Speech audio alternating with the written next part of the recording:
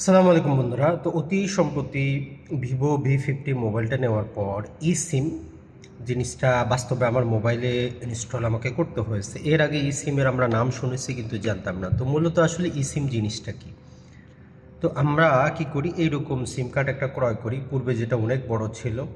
তো আপনি সিম যদি ব্যবহার করতে চান, আপনার এরকম কোনো ফিজিক্যাল সিম তারা দিবে না। আপনি যে কাস্টম কেয়ারে যাবেন, যেই কোম্পানির বাংলাদেশে গ্রামীণ ফোন দিচ্ছে অথবা অনলাইনে অর্ডার করতে পারেন, এই কোম্পানি আপনাকে জাস্ট একটা কিউআর কোড অথবা একটা নির্দিষ্ট নাম্বার দিয়ে দিবে। তখন আপনার এই মোবাইলের আপনার সেটিং অপশনে যাইতে হবে, যেটা আমরা একটু দেখাচ্ছি।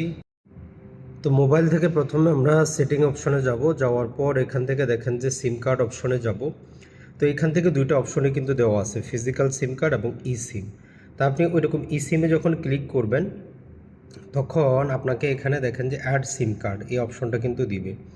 তো এটাতে যখন আপনি নেক্সট দিবেন, তখন আপনাকে নির্দিষ্ট সেই কোড নাম্বারটা অথবা বারকোড স্ক্যানের অপশন দিবে। জাস্ট আপনি বারকোডটা স্ক্যান করবেন, আর 1-2 মিনিটের মধ্যে আপনার মোবাইলে কি হবে, সিমটা প্রতিস্থাপিত হয়ে যাবে।